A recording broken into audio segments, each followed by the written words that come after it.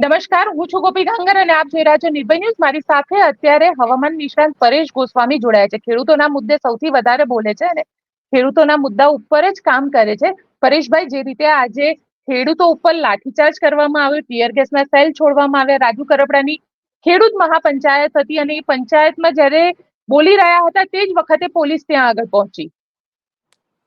બેન, આમ તો આજે 12 ઓક્ટોબરનો દિવસ એટલે આજે કાળો દિવસ છે ગુજરાત માટે. આ શરમનાક ઘટના આજે બની છે. મને જે પ્રમાણે મેસેજ મળ્યા તે પ્રમાણે આજની તારીખે જે પ્રકારે પોલીસે દમન કર્યું છે તે ખૂબ દુઃખદ અને નિંદનીય છે.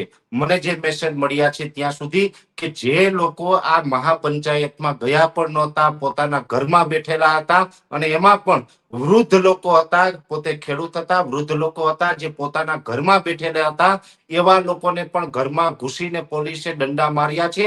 એટલે આ ખૂબ દુઃખદ અને નિંદનીય ઘટના છે. ને મને અહીંયા યાદ આવે છે પાટીદાર આંદોલન.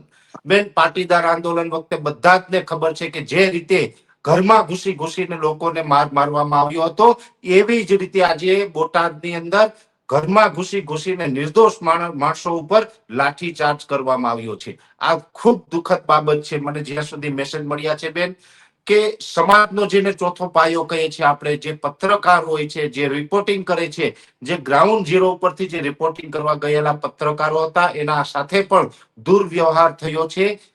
કહી શકાય કે જે સમગ્ર વાસ્તવિકતા જે બનતી હતી, ઘટનાઓ જે બનતી હતી, એને લાઈવ કેમેરામાં કેદ કરી અને ગુજરાતના ઘર ઘર સુધી જે વાસ્તવિકતા છે, જે સમાચાર છે, એ પહોંચાડવાનું કામ કરી રહ્યા હતા. એવા પત્રકારના મોબાઈલ ફોન પણ જૂટવી લેવામાં આવ્યા છે. એમની સાથે પણ ગેરવર્તન કરવામાં આવ્યું છે. જે ટેરેસ ઉપર જઈને રિપોર્ટિંગ કરતા હતા તો એ ટેરેસ ઉપરથી નીચે ઉતારવામાં આવ્યા છે. આ પત્રકાર સાથે પણ જે આ વ્યવહાર થયો છે તે ખૂબ ખોટું થયું છે.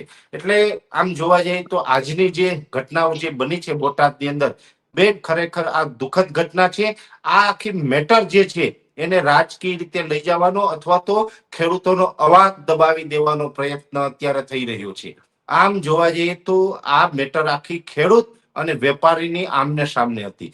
પહેલી વાત તો એ છે કે ગુજરાતની અંદર એપીએમસી સેન્ટરો જે છે, એગ્રીકલ્ચર પ્રોડક્ટ માર્કેટિંગ, જે આ બધા સેન્ટરો આવેલા છે, એ એપીએમસી સેન્ટર છે કોઈ ગવર્મેન્ટના સેન્ટરો નથી. એ સેન્ટર છે ખેડૂતોના છે. એ ખેડૂતોના પૈસાથી ચાલતા સેન્ટરો છે.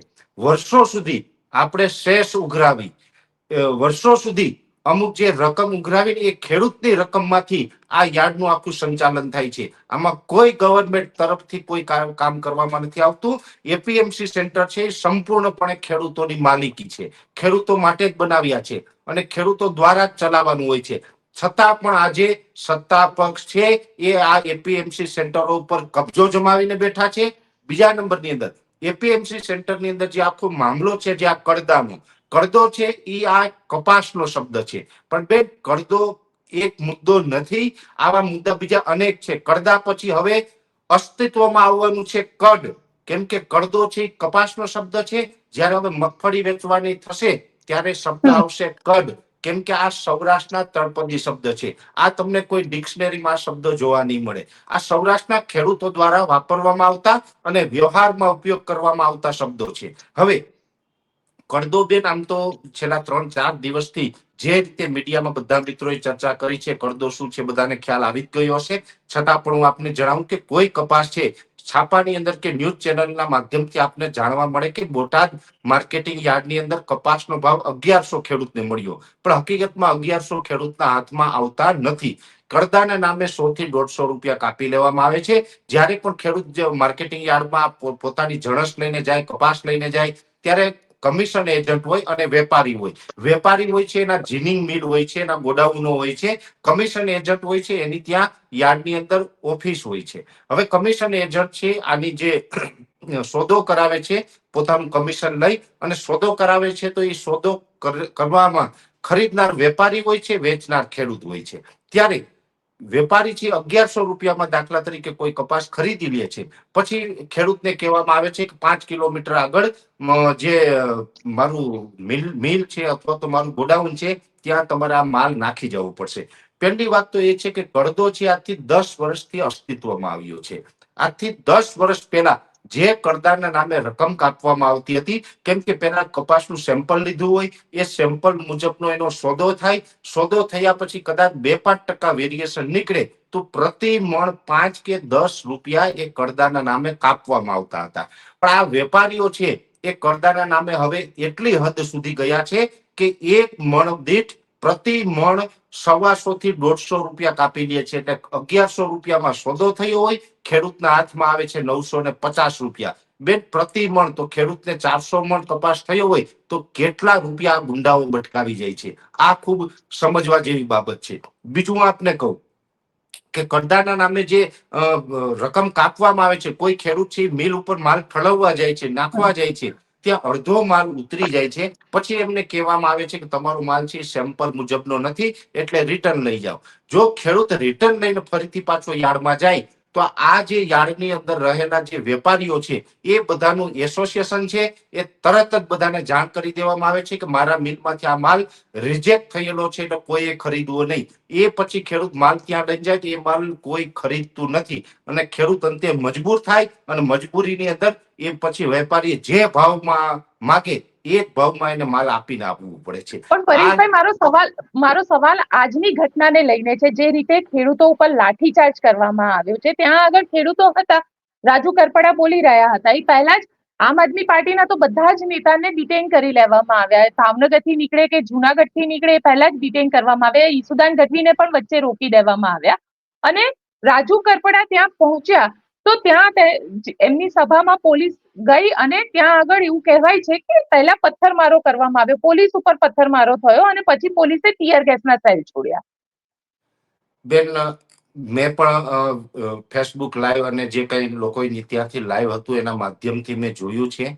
અમુક પોલીસની ગાડીઓ ઉપર પણ પથ્થરમારો થયો છે. જો કે એ વાતને હું સમર્થન આપતો નથી, કેમ કે બેન, ખેડૂતોએ પણ કાયદો હાથમાં લેવાનું હોય નહીં, કે ખેડૂતોએ કાયદો હાથમાં લેવો ન જોઈએ. હા, એક વાત અલગ છે કે જે આપણે ભારતના બંધારણ મુજબ અને ગાંધી ચિંધ્યા માર્ગે જે આંદોલન થતું હોય એવું જ આંદોલન કરવું જોઈએ. ન તો પોલીસની ગાડી, મેં એક ગાડી પણ જોઈ છે કે પોલીસની ગાડીને ઊંધી નાખી દેવામાં આવી છે, પથ્થરમારો થયો છે, વિડીયો મેં પણ જોયા છે. એટલે એ વિડીયો છે એ પણ આમ તો દુઃખદ કહેવાય, કેમ કે પોલીસ છે એના ઉપર આપણે કોઈ પણ હુમલો કરવાનો આપણે અધિકાર નથી.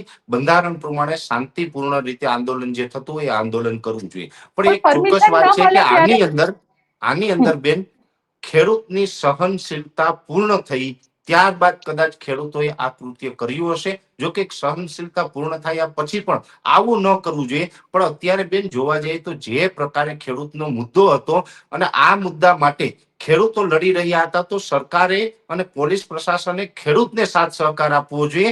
એની જગ્યાએ જે લોકો છેતરપિંડી કરે છે, જે લોકો ફ્રોડ કરે છે, પોલીસ અને સત્તા પક્ષ છે એને સહકાર આપી રહી છે. એટલે સ્વાભાવિક રીતે ખેડૂત છે એ ગુસ્સે ભરાઈ ગયા હશે અને ગુસ્સામાં આવું કર્યું છે. પણ આવું થયું છે બેન, એમાં અમુક લોકો હશે, હજી એ તપાસનો વિષય છે, કેમ કે એમાં જરૂરી નથી કે બધા જ ખેડૂત હશે. બની શકે કે માહોલ બગાડવા માટે થઈને સત્તા પક્ષના અથવા તો કોઈ વિરોધી માણસો આમાં ટોળાની અંદર સામેલ થઈ ગયા હોય અને એના દ્વારા પણ આ કૃત્ય કરવામાં આવ્યું હોય. કેમ કે હવે તો આગળ પછી ખબર પડશે કે આ હકીકતમાં ખેડૂત હતા, ખેડૂત હિતના માણસો હતા, કે અથવા તો કોઈ આવારા તત્વો હતા કે જેને આ તોફાન કર્યું છે. પણ તોફાન છે, મને ખબર છે ત્યાં સુધી રાજુભાઈ કરપડા હોય, ઈશુદાનભાઈ ગઢવી હોય, પ્રવીણભાઈ રામ હોય, ગોપાલભાઈ ઇટાલિયા હોય, એવા કોઈ જ લોકો આવા તોફાનને સમર્થન આપતા નથી. અને આવું તોફાન કરતા હોય એમને ક્યારેય સહકાર પણ ન આપે. એટલે આ જે તોફાન થયું છે એ દુઃખદ છે. અને પોલીસે પણ ટીયર ગેસ છોડવાનો વારો આવ્યો છે, જે કઈ થયું છે. પણ એ ટીયર ગેસ છોડવા પડ્યા, કદાચ હુમલો થયો તો પોલીસે ટીયર ગેસ છોડ્યા,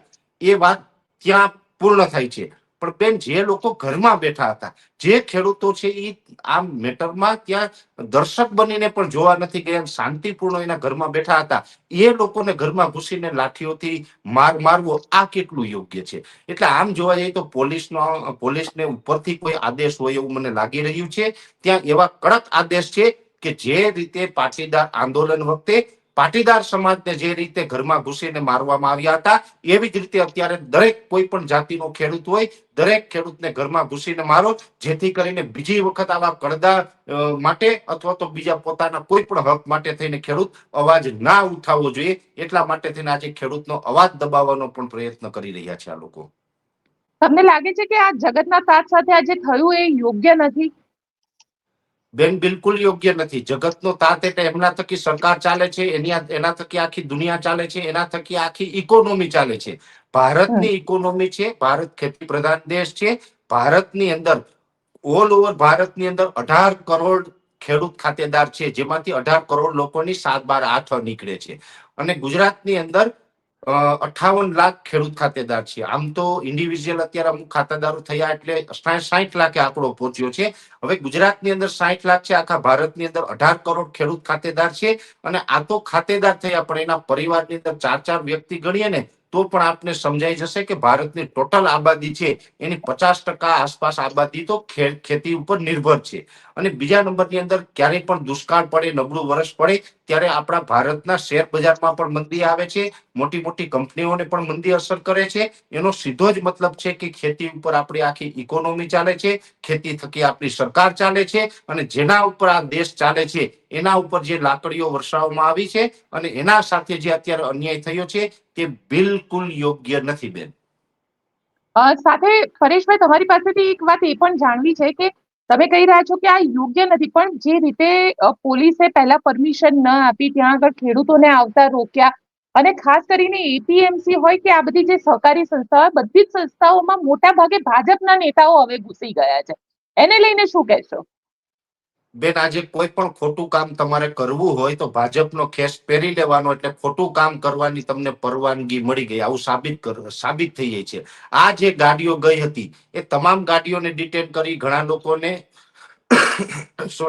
લોકોને મેમો આપવામાં આવ્યા છે, ઘણા લોકોને બીજી રીતે હેરાન કરવામાં આવ્યા છે. આ જ જગ્યાએ હું તમને ગેરંટી સાથે કહું બેન, ઘણી ગાડીઓ તમને રોડ ઉપર એવી જોવા મળતી હશે કે નાની કાર હોય કે મોટી કાર હોય, જેનું ડેશબોર્ડ હોય છે, આગળથી જે ગાડી જતી હોય તો કાચમાંથી દેખાય ડેશબોર્ડ ઉપર કોઈ વસ્તુ પડેલી હોય. ઘણા લોકો મેં એવા જોયા છે કે જે ભાજપનો ખેસ હોય છે, ભગવા કલરનો, ઉપર જે કમળનું નિશાન હોય છે એવો ખેસ બનાવીને કમળ આગળ દેખાય એ રીતે ડેશબોર્ડ ઉપર મૂકે, ડેશબોર્ડ ઉપર ખેસ એવી રીતે મૂકે જાણે ત્યાં કોઈ ભારત રત્ન એવોર્ડ પડેલો હોય, એવી રીતે તો ડેશબોર્ડ ઉપર એક ખેસ મૂકે છે. અને ખેસ દેખાતો હોય ત્યારે એને દુનિયાની કોઈ પોલીસ રોકતી નથી આ ભારત દેશની અંદર.